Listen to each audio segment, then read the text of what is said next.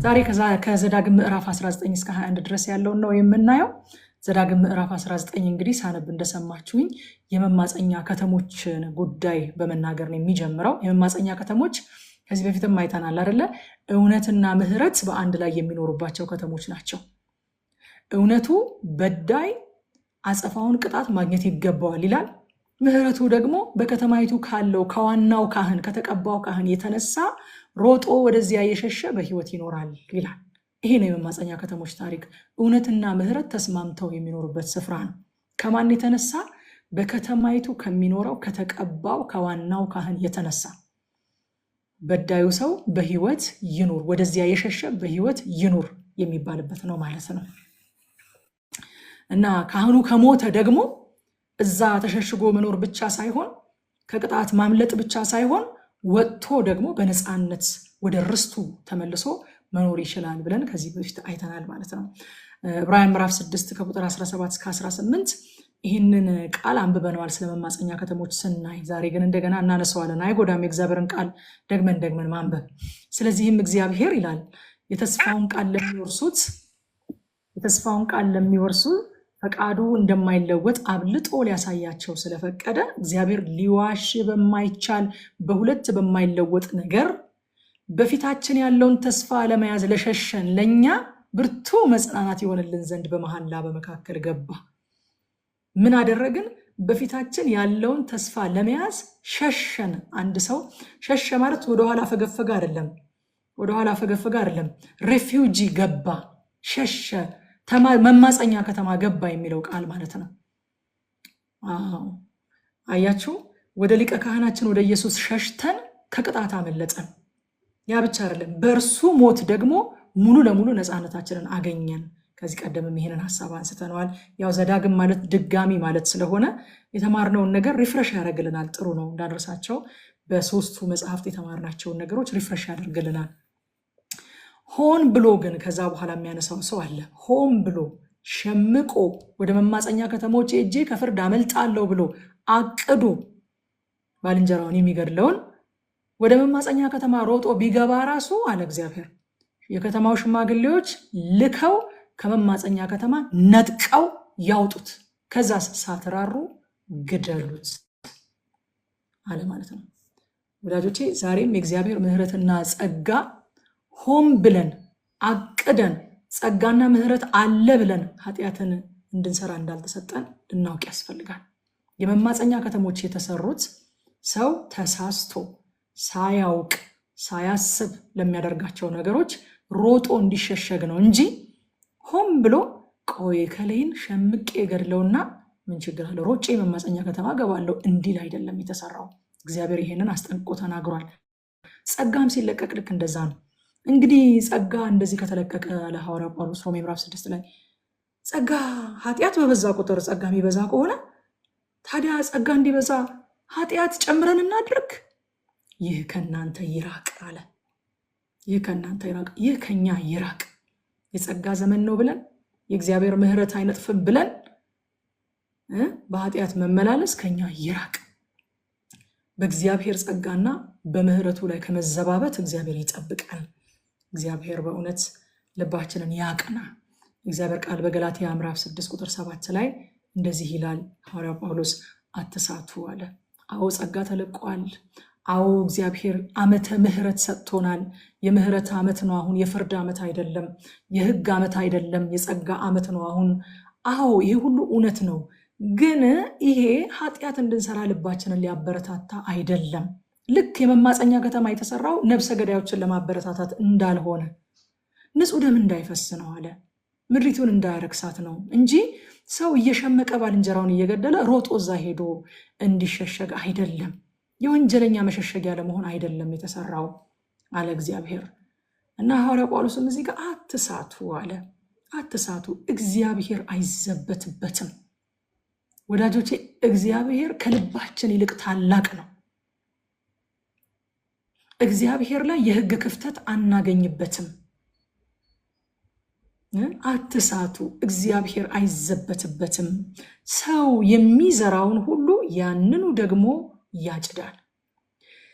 ያጨዳ ነገር ግን በጣም የሚያሳዝናችሁ ነገር የተዘራው ብቻ አይደለም የሚታጨደው። አንድ ጣሳ ስንዴ ዘርታችሁ አንድ ጣሳ ስንዴ ነው እንደ የሚታጨደው አይደለም። ዘር በሚታጨድበት ጊዜ ይበዛል። በቃ ይሄ እግዚአብሔር ያስቀመጠው የማይለወጥ ሕግ ነው። ስለዚህ አትሳቱ አለ ሐዋርያ ጳውሎስ። ሰው የሚዘራውን ሁሉ ሴም ካይንድ ያንኑ ግን በብዛት ያጭደዋል። ሌላ ስፍራ ላይ እግዚአብሔር ብሉይ ኪዳን ላይ ነፋስን ዘራችኋልና አውሎ ነፋስን አጨዳችኋል። በዝቶ ነው የሚመጣው ሲታጨድ ማለት ነው። እግዚአብሔር አይዘበትበትም። የጸጋ ዘመን ነው ተብሎ የምህረት ዘመን ነው ተብሎ እግዚአብሔር አይዘበትበትም። ሰው የሚዘራውን ያንኑ ደግሞ ያጭዳልና በገዛ ስጋው የሚዘራ ከስጋ መበስበስን ያጭዳል። በመንፈስ ግን የሚዘራው ከመንፈስ የዘላለም ሕይወትን ያጭዳል። ይሄ የተጻፈው ለቤተ ክርስቲያን ነው ወገኖች፣ ለዓለም አይደለም የተጻፈው። መልእክታት በሙሉ የተጻፉት ለአማኞች ነው፣ ለቤተ ክርስቲያን ነው። ስለ አማኝ ማን ነው? ስለማያምኑ ሰዎች ስለ ዓለም መናገር ከፈለጉ በማያምኑት ዘንድ የማያምኑቱ እያሉ ስፔሲፊክ አድርገው ይናገራሉ። በአጠቃላይ ግን መልእክቶቹ የተጻፉት ለክርስቲያኖች ነው፣ ለአማኞች ነው። እና አማኝ ሆኖ በጌታ በኢየሱስ ክርስቶስ አምኖ ድኖ የእግዚአብሔር ጸጋ ተለቆለት የእግዚአብሔርን ጸጋና የእግዚአብሔርን ምሕረት ታምኖ በስጋው የሚዘራ ከስጋ መበስበስን ያጭዳል። በመንፈስ ግን የሚዘራ ከመንፈስ የዘላለም ሕይወትን ያጭዳል። ስለዚህ እግዚአብሔር አይዘበትበትም፣ ከልባችን ይልቅ ታላቅ ነው እግዚአብሔር። ሁለተኛ የሚያነሳው ሐሳብ ከመፍረድ በፊት 2 ወይም 3 ምስክር ስማ። እናንተ አይገርማችሁም? ባለፈው እኮ ብያችኋለሁ፣ ሕግ ከጽዮን አይደለም የሚወጣው፣ ሕግ እኮ ከእግዚአብሔር ቃል ነው የወጣው። አሁን እንደዛ አይደለም ሕግ የሚሰራው። በአንድ ምስክር እኮ ነገር አይጸናም። 2 ወይም 3 ምስክር መሰማት አለበት ነገሩ እንዲጸና እና ከመፍረድ በፊት 2 ወይም 3 ምስክር ስማ ይላል። እግዚአብሔር ፍትሐዊ አምላክ ስለሆነ ፍትህ በሕዝቡ መካከል ማየት ይፈልጋል። ያለ ምስክር በአንድ ሰው ብቻ ቃል ሰዎች እንዲገደሉ ወይንም ክፉ ነገር ክፉ ፍርድ እንዲደርስባቸው አይፈቅድም እግዚአብሔር። ዮሐንስ ወንጌል ምዕራፍ 7 ቁጥር 24 ላይ ጌታ ቅን ፍርድ ፍረዱ እንጂ በመልክ አትፍረዱ አለ። ቅን ፍርድ መፍረድ የእግዚአብሔር ሕዝብ ባህሪ ነው። ለምን ከተባለ የአባታችን ባህሪ እንደዛ ስለሆነ ማለት ነው። አንደኛ ቆሮንቶስ ምዕራፍ 13 ቁጥር 6 ከእውነት ጋር ደስ ይለዋል ይላል ስለ ፍቅር እንጂ ስለ አመፃ ደስ አይሰኝም ይላል። አያቸው፣ ስለ ፍትህ ነው እኛ ደስ ሊለን የሚገባው። ስለ ፍትህ ወንጀልን ሰርቶ ከወንጀሉ ጋር ስላመለጠው ሰው አይደለም ደስ ሊለን የሚገባው። ስለ ፍትህ ነው ደስ ሊለን የሚገባው። የተበደሉ ሲካሱ፣ የተጨቆኑ ሲታሰቡ፣ ፍትህ የተዛባባቸው ፍትህን ሲያገኙ፣ የፍቅር ባህሪ ተካፋዮች ከሆንን ደስ ሊለን የሚገባው ስለ አመፃ ሳይሆን ስለ ፍትህ ነው ማለት ነው። በጽድቅ መክፈል በጽድቅ መፍረድ አንዳንዴ ዋጋ ሊያስከፍል እንደሚችል አውቀን ፍትሐዊነትን ግን እንምረጥ። የአባታችን ባህሪ ስለሆነ የአባታችን ልጆች እንሆን። ከዛ በኋላ በሐሰት የሚመሰክር ሰው ደግሞ ሊደረግበት የሚገባውን ነገር ይናገራል። በሐሰት የተመሰከረበት ሰው በዚያ ምክንያት ያገኘው ጉዳት ሁሉ ያገኘው ይሄ ሰው ይላል። በሐሰት የሚመሰክር ሰው ቀላል ነገር አይደለም። በነገራችን ላይ በሐሰት መመስከር ማለት ሩቅ እንዳይመስላችሁ፣ የሆነ ፍርድ ቤት ተጠርታችሁ የምታደርጉት ነገር ምናምን ብቻ እንዳይመስላችሁ እና በሐሰት መመስከር ሩቅ ነገር እንዳይመስላችሁ ወገኖች። የሆነ ፍርድ ቤት የሆነ ሸንጎ ላይ የሆነ ጉባኤ ላይ ተጠርታችሁ ቆማችሁ ስላልመሰከራችሁ እንዳልመሰከራችሁ እንዳይሰማችሁ። በ2 እና በ3 ጓደኞቻችሁ መካከል ሰው ባላደረገው ነገር ስሙ ሲነሳ ደርሳችሁ ሰምተሃል ስትባሉ አዎ ከዛ ግሩፕ ጋር ለመስማማት ከማጆሪቲው ጋር ለመስማማት እዛ ሰው ላይ የሌለበትን ነገር አዎ ብላችሁ መጣል የሐሰት ምስክርነት ነው። የአንድ ሰው ስም እንዲጠፋ ተባባሪ መሆን የሐሰት ምስክርነት ነው። የደረሰበት ጉዳት ያገኘው ይላል። አያችሁ፣ አንዳንድ ጊዜ በሐሰት ስንመሰክር ፊዚካል የሆነ ቁሳዊ የሆነ ጉዳት ብቻ ሳይሆን እዛ ሰው ላይ የሚደርሰው የስነ ልቦና ጉዳት፣ የስም መጥፋት፣ ሬፑቴሽን መበላሸት በምን ይካሳል ወገኖቼ? በምን ይካሳል? አንድ ሰው የአንድን ሰው ስም በጣም አጠፋና አገልግሎቱን፣ ስሙን፣ ሁሉ ነገሩን ካጠለሸ በኋላ ሄዶ በቃ እንደው በምን ልካስህ፣ እኔ በቃ ጥፋተኛ እንደሆንኩ ተሰምቶኛል፣ በምን ልካስህ አለው። ውሃ የሚጠጣበትን ብርጭቆ አንድ ጊዜ ስጠኝ አለውና ክሽክሽ አድርጎ ሰበረውና አሁን ይህንን በምን ትጠግነዋለህ አለው። አንዳንድ ጊዜ ሰዎች ለዘመናት የገነቡት ለዘመናት በጌታ ጸጋ ራሳቸውን እያስገዙ የገነቡትን የአገልግሎታቸውን ስም፣ የአገልግሎታቸውን መልክ፣ የአገልግሎታቸውን ፍሬ በአንድ ጀንበር ተነስተን ትርምስምስ ካደረግነው በኋላ በምን ይጠገናል? ይሄ ወገኖቼ ቤተሰባቸውን የሚያፈርስ ነገር በግዴለሽነት ካወራን በኋላ በምን ይጠገናል? ትዳርን የሚያፈርስ የልጆችን ስነ ልቦና የሚጎዳ እነሱ ወደፊት ሰው ሆነው እንዳይቆሙ የሚያደርግ ነገር ከተናገርን በኋላ ከመሰከርን በኋላ ከተባበርን በኋላ በምን ይጠገናል ይሄ ነገር? እና ያን ሰው ሊያገኘው ያለው ጉዳት ይሄኛውን ሰው ያገኘው ይላል። አይገርማችሁም? ቅድም ገላትያ ላይ እንዳነበብኩላችሁ ቃል ነው። ሰው የሚዘራውን ያንኑ ደግሞ ያጭዳል። በሐሰት የሚመሰክር ሰው የሆነ ቀን ላይ ያ የዘራው ዘር በቅሎ ሰምዌር በሐሰት ተመስክሮበት ታሪኩ ሲበላሽ ራሱን ያገኘዋል። ምን አድርጌ እንዴት እኔ እኮ አላደረግኩኝም ብሎ አለማድረጉን ሊያስረዳ ይሞክራል። ይሄንን አላደረገው ይሆናል፣ ግን እዛ ጋር ያደረገው የዘራው ሌላ ዘር ነበረ። ምህረት ይብዛልን፣ በእውነት ምህረት ይብዛልን። ቆላስይስ ምዕራፍ 3 ቁጥር 9 ላይ እርስ በርሳችሁ ውሸት አትነጋገሩ አሮጌውን ሰው ከስራው ጋር ገፋችሁታልና ይላል። እውነተኝነት ፋውንዴሽን ነው። እውነተኝነት በነገራችን ላይ ለሁሉም የክርስትና እሴቶቻችን መሰረት ነው እውነተኝነት። ኤፌሶን ላይ ታስታውሳላችሁ አይደል? ኤፌሶን ምዕራፍ 6 ከቁጥር 11 ጀምሮ የእግዚአብሔርን በቀረውስ ወንድሞች ሆይ የእግዚአብሔርን የዕቃ ጦር ሁሉ ልበሱ ብሎ የዕቃ ጦሩን ከላይ ጀምሮ የራስ ቁር፣ የደረት ጥሩር፣ የእጅ ጋሻ፣ የመንፈስ ሰይፍ፣ የመዳንን ጫማ ምናምን እያለ የእውነት ቀበቶ ደግሞ ይላል። የእውነትን መቀነት የእውነትን ቀበቶ ደግሞ ታጥቃችሁ ይላል። እንግዲህ ወገባችሁን በእውነት ታጥቃችሁ ይላል። ምዕራፍ ቁጥር 14 እስከ 15 ምዕራፍ 6 ላይ ማለት ነው። እንግዲህ ወገባችሁን በእውነት ታጥቃችሁ የጽድቅንም ጥሩር ለብሳችሁ በሰላም ወንጌል በመዘጋጀት እግሮቻችሁ ተጫምተው ቁሙ። አይገርማችሁም? ይህን ሁሉ መሳሪያ ሆልድ የሚያደርገው እንደው ብትንትን ምስቅልቅል እንዳይል የሚያደርገው ምን እንደሆነ ታውቃላችሁ? ወገባችሁን የምትጣጥቁበት እውነት።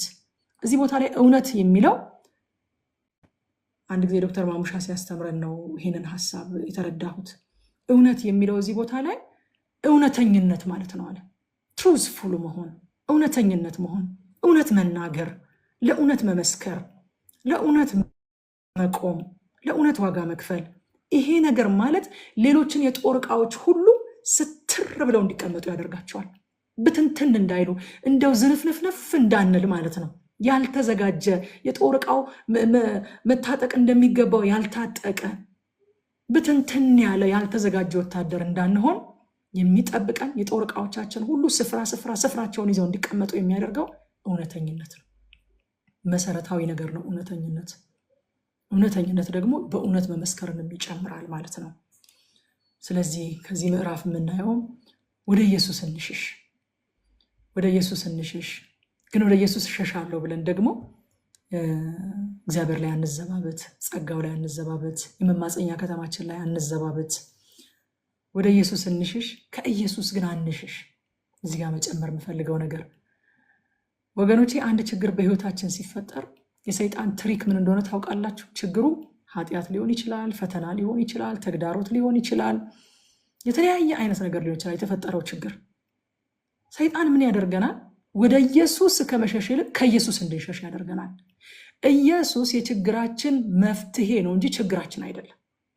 ኢየሱስ የችግራችን ቁልፍ ነው እንጂ ችግራችን አይደለም። መፍትሄው ያለው እሱ ጋር ነው። አሁንም ዞሮ ዞሮ ማለት ነው እግዚአብሔር እንኳን ቀጥቶን ቢሆን ማለት ነው ኑ ወደ እርሱ እንሂድ ነው የሚለው መጽሐፍ ቅዱስ። እርሱ ሰብሮናልና እርሱ ይጠግነናል።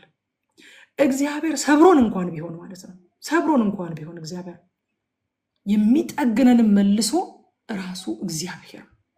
ሃሌሉያ! የሚጠግነን ራሱ እግዚአብሔር ነው። ስለዚህ ከኢየሱስ አትሽሹ። ባይ ኤኒ ሚንስ በድካም ውስጥ ብትሆኑ፣ በችግር ውስጥ ብትሆኑ፣ በፈተና ውስጥ ብትሆኑ፣ በሐዘን ውስጥ ብትሆኑ ኢየሱስ የነዚህ ሁሉ ነገሮች መልስ ነው እንጂ የነዚህ ሁሉ ነገሮች ምንጭ አይደለም። እሱ እንኳን ቢሰብረን ነው የሚለው መጽሐፍ ቅዱስ። ወደ እሱ እንሄዳለን፣ እሱ ይጠግነናል። ሌላ ማንም የሚጠግነን የለም። ስለዚህ ወደ ኢየሱስ እንሽሽ፣ ከኢየሱስ አንሽሽ። በፍርድ አናዳላ፣ እውነተኞች እንሁን። ከዚህ ምዕራፍ ያገኘናቸው ዋና ዋና ሀሳቦች ናቸው። ዘዳግም ምዕራፍ 20 ላይ ስንመጣ እግዚአብሔር ወደ ሰልፍ ስትወጡ አትፍሩ ብሎ ነው የሚጀምረው። አትፍሩ ወደ ሰልፍ ስትወጡ። ለምን መሰላችሁ አትፍሩ ቢላቸው? ድል የኃያላንም የብዙሃንም አይደለም። እስራኤል ሰልፍ አዋቂዎች ስለነበሩ አይደለም እነዛን ሁሉ ነገስታት ድል የነሱት። በቁጥርም ከሌሎች አህዛብ ብዙ ስለነበሩ አይደለም እነዛን ሁሉ ነገስታት ድል የነሱት። ከእግዚአብሔር አብሮነት የተነሳ ግን ጥቂቶችም ደካሞችም ቢሆኑ ድል እየነሱ እዚህ ደርሰዋል። ስለዚህ አትፍሩ ይላቸዋል እግዚአብሔር። ወደ ሰልፍ ስትወጡ አትፍሩ። ወደ ሰልፍ ስትወጡ ትኩረታችሁ ሊሆን የሚገባው የጠላታችሁ ትጥቅ ላይ፣ የጠላታችሁ የሰልፍ ልምድ ላይ፣ ኤክስፒሪየንስ ላይ፣ የጠላታችሁ ብዛት ላይ አይደለም። ትኩረታችሁ ሊሆን የሚገባው ኮንሸስ ልትሆኑ የሚገባው የነቃ አይምሮ ሊኖራችሁ የሚገባው በመካከላችሁ ስላለው ስለ እግዚአብሔር ነው። ትኩረታችሁ ለእግዚአብሔር ላይ አድርጎ ከግብፅ በኃይላቸው እንዳልወጡ ያሳስባቸዋል እግዚአብሔር። ስለዚህ ከግብፅ በኃይላቸው እንዳልወጡ ሁሉ ከነዓንም በጉልበታቸው እንደማይገቡ እየነገራቸው ነው። ብዙ ጊዜ ቻሌንጁ ታውቃላችሁ፣ ስንጀምር በመንፈስ ነው የምንጀምረው። ስንጀምር አስደናቂ እምነት እኮ ነው ያለን። በውሃ ላይ ነው የምንራመደው።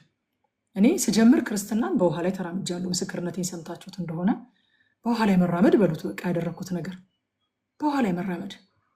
እንደው ዛሬ ላይ ቆሜ ሳስበው አይ ወንደር አሁን እንደዚህ አይነት ሪስክ ወስድ ይሆን እላለሁኝ።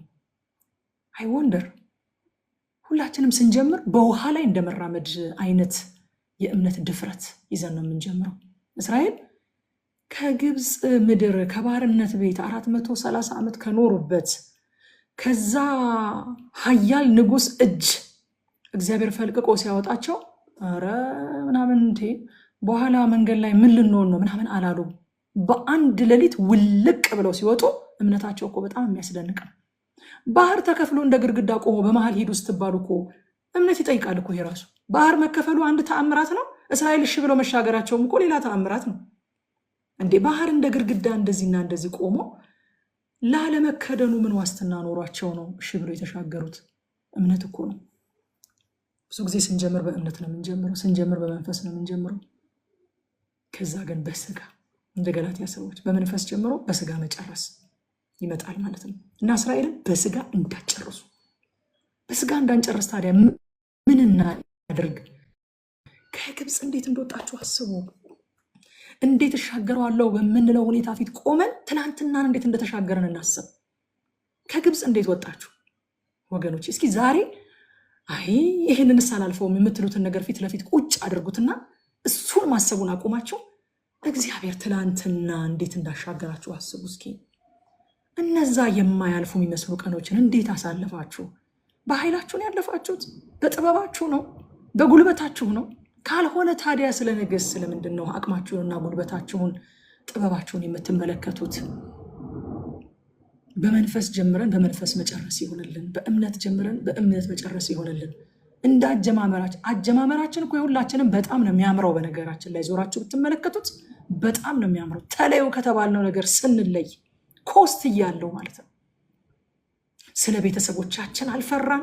ልክ እንደ ሌዊ ማለት ነው። እናትና አባቱን አላወቅኩም ላለ፣ ወንድሞቹንም ላላወቀ፣ የእግዚአብሔር ወገን ነኝ ላለ ለሌዊ የእጆቹን ስራ ባርክ አለ ሙሴ። የሚነሳበትንም ወገቡን ወጋው አለ። አነሳሳችን እኮ በቃ የብዙዎቻችን እንደ ሌዊ ነው። አንዳንዶቻችሁ ምናልባት ከኛ በተለየ ከጌታ ቤት ተወልዳችሁ በዛው ያደጋችሁ ትኖራላችሁ። እናንተም ግን ሰምዌር እግዚአብሔር እናንተን ያሻገረበት፣ እግዚአብሔር ባይሆን ኖሮ የማትሻገሩት የተሻገራችሁት አንዳች ነገር አለ። በቃ እሱን አስቡት፣ እሱን አስቡት። አለቱ እንዴት ሆኖ ውሃ እንዳወጣ አስቡ እንጂ፣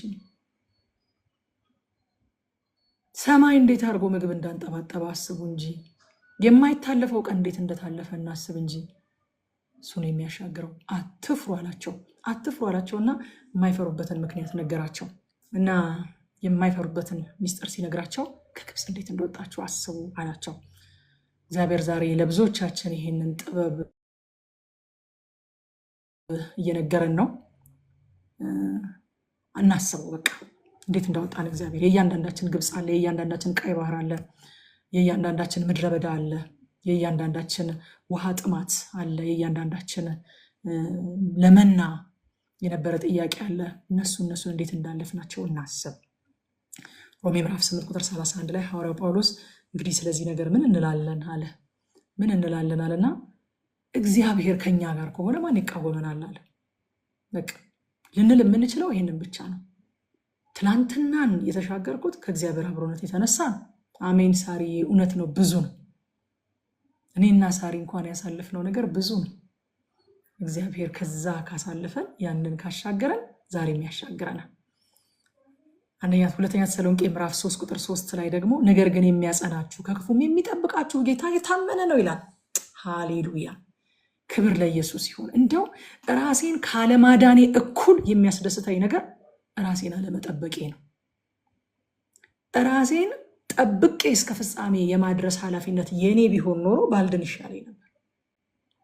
ምን አለ? ነገር ግን የሚያጸናችሁ፣ ማጽናት ብቻ ሳይሆን ከክፉም የሚጠብቃችሁ ጌታ የታመነ ነው። ሃሌሉያ።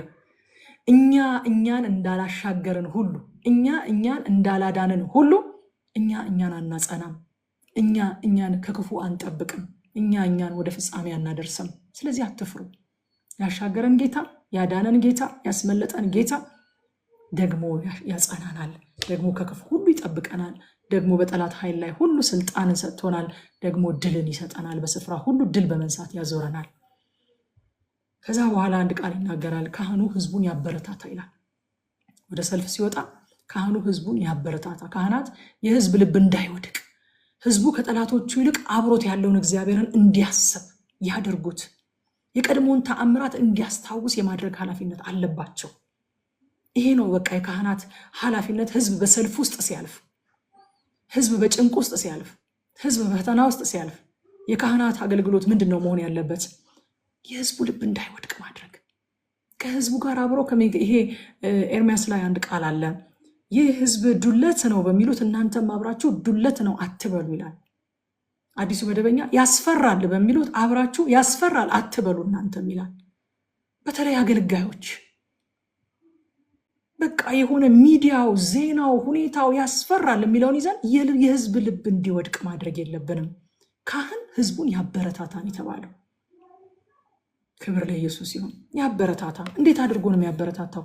እግዚአብሔርን እንዲያይ፣ ከጠላቱ ይልቅ እግዚአብሔርን እንዲያይ እያደረገ ያበረታታው። ሌላስ የቀድሞውን ተአምራት እንዲያስታውስ፣ ሪመምበር እንዴት እንዳሻገራችሁ እያለ ያበረታታ ህዝቡን ይላል። ሐዋርያው ጳውሎስ ብዙ ነገር ከነገራቸው በኋላ ለኤፌሶን ምዕመናን ኤፌሶን 6:10 ላይ በቀረውስ አላቸው በጌታና በኃይሉ ችሎት የበረታችሁ። አያችሁ፣ የካህን ስራ ይሄ ነው። ህዝቡን በጌታና በኃይሉ ችሎት ማበርታት። የዲያብሎስን ሽንገላ ትቃወሙ ዘንድ እንዲቻላችሁ የእግዚአብሔርን ዕቃ ጦር ሁሉ ልበሱ እያለ ይቀጥላል ማለት ነው። ከዛ በኋላ እግዚአብሔር አዲስ ቤት የሰራ፣ ወይን ተክሎ ፍሬውን ያልበላ፣ ሚስት አጭቶ ያላገባ፣ የፈራ የደነገጠ ወደ ሰልፍ አይውጣ ይላል። ደግሞ ወደ ሰልፍ አይውጣ፣ ምክንያቶቹን ተናግሮ ወደ ሰልፍ አይውጣ ይላል። እኔ በጣም ገረመኝ። እግዚአብሔር ያለንበትን ሁኔታ የሚራዳና የሚራራ አምላክ ነው። ያውቃል። አይገርማችሁ? አዲስ ሙሽራ መሆንሽን ያውቃል። አዲስ ሙሽራ መሆንህን ያውቃል። አዲስ ቤት ሰርተ ለማስመረቅ እንደጓጓህ ያውቃል እግዚአብሔር። አይገርማችሁ? ያውቃልና አይውጡ አለ። እነሱ አይውጡ፣ ቤታቸውን ያስመርቁ፣ የወይኑን የተከሉትን ፍሬ ይብሉ፣ ሚስት ያጫም ደግሞ ያግባ። የፈራ የደነገጠ ካለ ደግሞ አትፍረዱበት እሱንም፣ ይልቁንም ሌሎቹን እንዳያስፈራ የወንድሞቹን ልብ እንዲወድቅ እንዳያደርግ አይውጣ። እሱ በደረሰበት ይመላለስ። በቃ አንዱ በሌላው አይፍረድ አይደለ? ሮሜ ምዕራፍ 14 ቁጥር 1 ጀምሮ እስከ 4 ድረስ እንደዚህ ይላል። በእምነት የደከመውን ተቀበሉት፣ በሐሳቡም ላይ አትፍረዱ ይላል። ሁሉን ይበላ ዘንድ እንደተፈቀደለት የሚያምን አለ። ደካማው ግን አትክልት ይበላል። የሚበላ የማይበላውን አይናቀው፣ የማይበላውን በሚበላው አይፍረድ፣ እግዚአብሔር ተቀብሎታልና። አንተ በሌላው ሎሌ የምትፈርድ ማነህ? እርሱ ቢቆም ወይንም ቢወድቅ ለገዛ ጌታው ነው፣ ነገር ግን እግዚአብሔር ሊያቆመው ይችላልና ይቆማል ይላል። ሰው በደረሰበት እንዲመላለስ፣ ሰው ባለበት የህይወት ስታተስ እንዲመላለስ እግዚአብሔር ያውቃል። ያለንበትን ነገር የደረስንበትን ያውቃል፣ ይረዳል፣ ይራራል፣ ይቀበለናል። አይገርማችሁም? የሚበላውንም የማይበላውንም እግዚአብሔር ተቀብሏቸዋል። አንዱ በሌላው አይፍረድ፣ ሰው በደረሰበት ይመላለስ። በቃ በጣም የሚገርመኝ ቃል ቁጥር 4 ነው። አንተ በሌላው ሎሌ የምትፈርድ። አፈራረዳችን እኮ ሰዎች ሁሉ የኛ ሎሌ ነው የሚመስሉት እንጂ የእግዚአብሔር ሎሌ አይመስሉም እኮ። የኛ ሎሌ ነው የሚመስሉት። በቃ ይህ ጥቅስ አንድ ቀን በቃ ልክ የሆነ ቀን የሆነ ጥቅስ የሚበራላችሁ ቀን የለም። ይሄ ጥቅስ የሆነ ቀን በርቶልኝ በጣም ነው የተደነኩት። በቃ አቤት እንዴት ክሪቲሳይዝ እንደምናደርግ የገዛ ሎሌዎቻችን ነው የሚመስሉን እኮ። አንተ በሌላው ሎሌ የምትፈርድ ማን? እህቶች አሁን እስኪ ከጎን ያለው ግቢ ያለች የምታገለግል ሴት ወይም ደግሞ ሰራተኛ ጋር ሄዳችሁ አንቺ እቃ እንደዚህ ነው የሚታጠበው፣ ቤት እንደዚህ ነው የሚጸዳው፣ ምን ማድረግሽ ነው ትላላችሁ እንዴ? በሌላው ሎሌ የምትፈርዱ እናንተ ማን ናችሁ? እሷም አትሰማችሁም፣ ባለቤቷም ራሷ ትደነቅባችኋለች። የምትሉት ነገር እንኳን ትክክል ቢሆን አይደል እንዴ? የኛ ሎሌዎች አይደሉም። የእግዚአብሔር ቃል የሚለው እንደዛ ነው። አንተ በሌላው ሎሌ የምትፈርድ ማን? ያቺ ቅድም ያልኳችሁ እህት ብታጸዳ ወይንም ብታቆሽሽ ለእመቤቷ ነው፣ ለኛ አይደለም። እና ለእግዚአብሔር ነው አለ። እርሱ ቢቆም ወይንም ቢወድቅ ለገዛ ጌታው ነው። ነገር ግን እግዚአብሔር ሊያቆመው ይችላል፣ ይቆማል። ስለዚህ ከዛ በኋላ የእግዚአብሔር ቃል ከጦርነት በፊት በእርቅ ቃል ጥራ ደግሞ ይላል። ጦርነትን ከማወጅ በፊት በእርቅ ቃል ጥራ። አያችሁ፣ እግዚአብሔር ከድል ይልቅ ምሕረትና እርቅን ያስቀድማል። ምሕረትና እርቅን ያስቀድማል። ከዛም ከፍርድ በፊት ደግሞ ለምህረት ይጣራል። ሁልጊዜ ሮሜ ምዕራፍ 12 ቁጥር 18 ላይ ቢቻላችሁስ በእናንተ በኩል ከሰው ሁሉ ጋር በሰላም ኑሩ ይላል። ማቴዎስ 5:9 ደግሞ የሚያስተራርቁ ብፁዓን ናቸው የእግዚአብሔር ልጆች ይባላሉና። ፕራዮርሊ የመጀመሪያው የእግዚአብሔር ሐሳብ እርቅ ነው፣ ሰላም ነው። ቢቻላችሁስ ማለት አስፋራስ ኢት ዲፔንድስ ኦን ዩ። ቢቻላችሁስ ማለት እንግዲህ እኔ ሞከርኩኝ አልቻልኩኝም ምናምን እስከምንልበት ሌቨል ድረስ ማለት አይደለም። ቢቻላችሁስ ማለት በነገራችን ላይ ነገሩ በእናንተ ይቅር ማለት፣ በእናንተ መጎዳት፣ በእናንተ እሺ በቃ ይቅርብኝ ማለት፣ በእናንተ የሆነ ነገር ማድረግና የሆነ ነገር መተው የሚፈታ እስከሆነ ድረስ ማለት ነው። ቢቻላችሁስ ማለት በቃ ፖሲቢሊቲን ፈልጋችሁ እስክታጡ ድረስ ማለት ነው። ቢቻላችሁስ ማለት እስከዛ ድረስ ጥረት አድርጉ ማለት ነው። ምን ለማድረግ? ከሰው ሁሉ ጋር በሰላም ለመኖር። ሰላምን እግዚአብሔር ያስቀድማል። ከፍርድ በፊት ለምህረት ይጣራል። ዛሬም ይጣራል። አዳዲስ ሰዎችም ካላችሁ በዚህ አጋጣሚ እንድትሰሙ ይፈልጋለሁ። ፍርድ እየመጣ ነው። እግዚአብሔር ግን ከፍርድ በፊት በልጁ በክርስቶስ ኢየሱስ ሰዎች ከፍርድ እንዲያመልጡ ይጣራል። ምን አለው እዚህ ቦታ ላይ? እስራኤልን ምን አላቸው? መጀመሪያ የሰላም ጥሪ አድርጉ፣ የእርቅ ቃል አሰሟቸው አለ። እሺ ብለው ቢመጡ እና ከእናንተ ጋር ለመታረቅ ቢስማሙ ይገብሩላችሁ፣ በሰላም ኑሩ አለ። እምቢ ካሉ ግን በእምቢታቸው እናንተን አያሸንፉም አለ። ምክንያቱም ኪዳን ከእናንተ ጋር ስላለ፣ እኔ ከእናንተ ጋር ስላለው መወረሳቸው አይቀርም። ከዛ በኋላ ግን የሚሆነውን ነገር ልንገራችሁ። በመካከላቸው ያሉ ወንዶችን በሙሉ አጥፏቸው፣ ከተማይቱን በሙሉ አቃጥሏት፣ ሴቶችና ሕፃናትን ደግሞ ለእናንተ ምርኮ አድርጋችሁ ወሰዷቸው። አያችሁ፣ የሰላም ጥሪ መጀመሪያ አቅርቦላቸዋል። እግዚአብሔር ዛሬ እያደረገ ያለው ይሄንን ነው። የሰላም ጥሪ ወደን ፈቅደን እጃችንን ሰጥተን ለእሱ ልባችንን እንድንገብርለት፣ ለንግስናው እንድንገዛለት፣ ለጌትነቱ አሜን ብለን እንድናድርለት የሰላምን ጥሪ እያደረገ ነው። እግዚአብሔር የሰላምን ጥሪ እያደረገ ነው። ይህንን የሰላም ጥሪ የተቀበለ ልቡን ለእግዚአብሔር አስገዝቶ ንጉሱን በልቡ ላይ ሾሞ በሰላም ከእግዚአብሔር ጋር ይኖራል። ያልተቀበለስ ይቀርለታል? አይቀርለትም። ግንስ በጉልበት ነው የሚንበረከከው። ፊልጵስዩስ 2 ላይ እንደሚናገረው ምላስ ሁሉ ጌትነቱን የሚናገርበት ቀን ይመጣል። ዛሬ ወደን ብንናገር ጌትነቱን መልካም ይሆንልናል። ግን ወደድንም ጠላንም የምንናገርበት ቀን ደግሞ ይመጣል፣ ተቀጥሯል። በዚያ ቀን ምላስ ሁሉ ኢየሱስ ጌታ እንደሆነ ለእግዚአብሔር አብ ክብር ይመሰክራል። ጉልበት ሁሉ ደግሞ ለዚህ ኃያል ስም ይንበረከካል። በቃ ማንም ሳያስገድደን ፍርድ ሳይመጣብን ዛሬ ወደንና ፈቅደን ለዚህ ጌታ እንንበርከክ። ይህንን የእርቅ ጥሪ እንስማ። በየቀኑ አይደል ታረቁ እያለን የምንለምነው? ይህንን የእርቅ ጥሪ እንስማ ወገኖች። መጀመሪያ ላይ የቀረበው የእርቅ ቃል ነው። በአዲስ ኪዳንም እንደዛ ነው። የእርቅ ቃል ቀርቦልናል፣ የእርቅ ጥሪ ቀርቦልናል፣ የምህረት ጥሪ ቀርቦልናል። ይህንን የማይቀበል ሰው ዛሬ በሰላም ቤቱ ቁጭ ብሎ ምንም ነገር ሳይናጋ ምንም አይነት የፍርድ ወንበር ሳይዘረጋ ኢየሱስ ጌታ ነው ብሎ በአንደበቱ ይመሰክር፣ ጉልበቱን ለኢየሱስ ቢያንበረክክ መልካም ይሆንለታል። ስለዚህ መጀመሪያ ጥሪ አድርጉ ይላል እግዚአብሔር። ስለዚህ ከዚህ ምዕራፍ በሚገጥመን በየትኛውም ሰልፍ እግዚአብሔር ከኛ ጋር ነው። ትላንት ያሻገረን ዛሬንም ያሻግረናልና አንፍራ። ከግጭት ይልቅ ሰላምን እናስቀድም። አዳዲስ ሰዎች ካለን ደግሞ ይህንን የእርቅ ጥሪ ሳይረፍድ እንስማ፣ እናስተናግድ። ምዕራፍ 21 ላይ ከዛ በኋላ ፍርድ ያላገኘ በደል የመስዋዕት ስርዓትን ይነግራቸዋል እግዚአብሔር። በጣም የሚገርም ነገር ነው። ይሄ ክፍል በጣም አስደንቆኛል። የተገደለ ሰው በገባችሁባት ምድር የተገደለ ሰው አገኛችሁ፣ ገዳዩን የምታገኙበት ደግሞ ምንም ሚንስ የለም። አንድ ሰው ግን በግፍ ተገድሏል እና ገዳዩን ምንም ማግኘት ካልቻላችሁ መሬቱን ትለካላችሁ። ያ እዛ ቦታ ላይ ገዳዩ የተጣለበት ቦታ ላይ ትጀምሩና በዙሪያው ወዳሉ ከተሞች ትለካላችሁ እና ቀርባ የምትገኘዋ ከተማ ለዛ ስፍራ ቅርብ የሆነችው ከሌሎቹ ይልቅ ቅርብ የሆነችው ከተማ ስለተገደለው ሰው ሽማግሌዎቿን ጥሩና መስዋዕት ታቅርብ፣ ስርየት መደረግ አለበት ይላል። ያልታወቀውን ገዳይ ወክላችሁ መስዋዕትን አቅርቡ፣ ንስሐን ግቡ። ጌታችን አምላካችን እግዚአብሔር ሆይ ይህንን ክፉ በደል ይህንን ክፉ ኃጢአት የዚህን ንጹሕ ሰው ደም በእስራኤል በሕዝብህ ላይ አትቁጠር ብላችሁ እኛ ይህንን አላየንም ደግሞም አላደረግንም ብላችሁ አምላካችሁ በእግዚአብሔር ፊት አገልግሎት ያልጀመረች ሴት ጊደር ይዛችሁ ኑና መስዋዕትን አቅርቡ ይላል እግዚአብሔር። በጣም እኮ ነው የሚገርመው።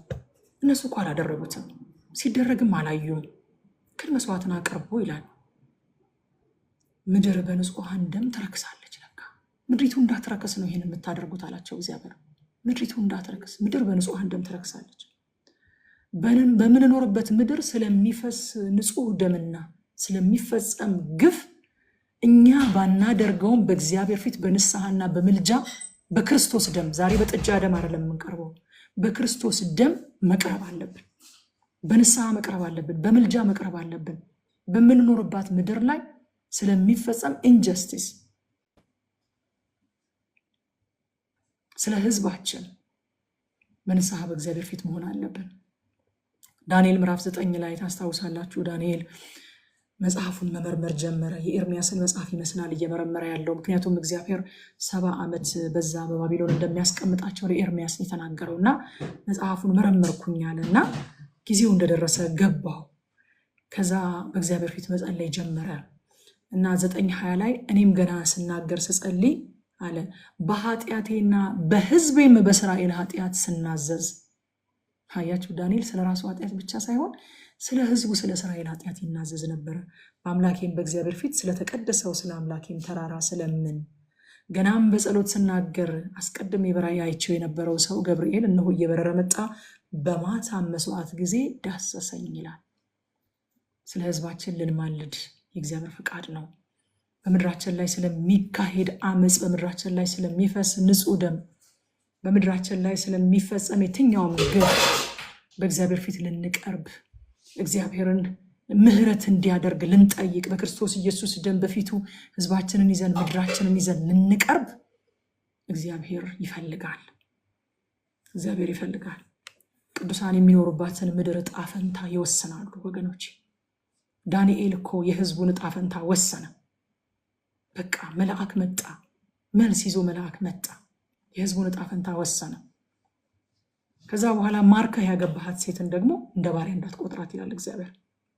እንደ ሰው ቁጠራት። ሀዘን ላይ ናት ያለችው።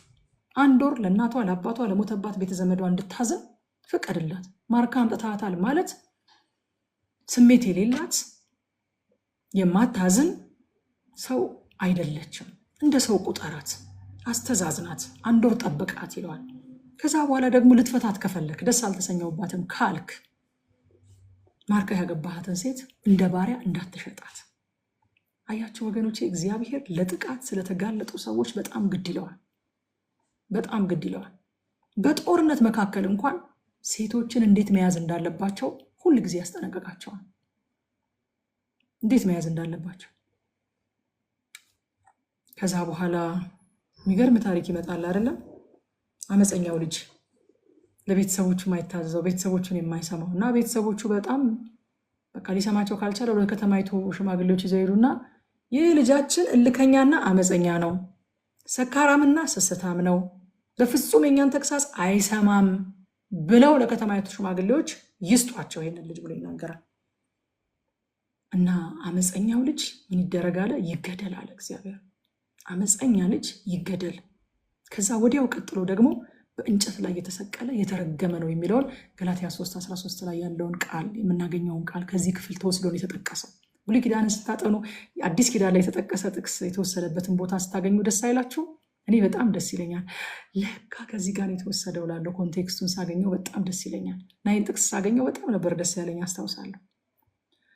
እና በእንጨት ላይ የተሰቀለ የተረገመ ነው። በእንጨት ላይ ሰቅለኸው ከሞተ ደግሞ እንዳያድር እዛ ላይ ምድሪቱን ያረክሳል፣ አውርደው ይላል። ሊሆን ያለውን ነገር እኮ ነው አስቀድሞ የሚናገረው እግዚአብሔር። ክርስቶስ የአባቱን ፍቃድ የሚፈጽም የተወደደ ልጅ ሆኖ ሳለ እልከኛና አመፀኛ ልጅ በሆን ነው በእኛ ፈንታ ተገደለ። አይገርማችሁም? ይገደል የተባለው ማን ነው?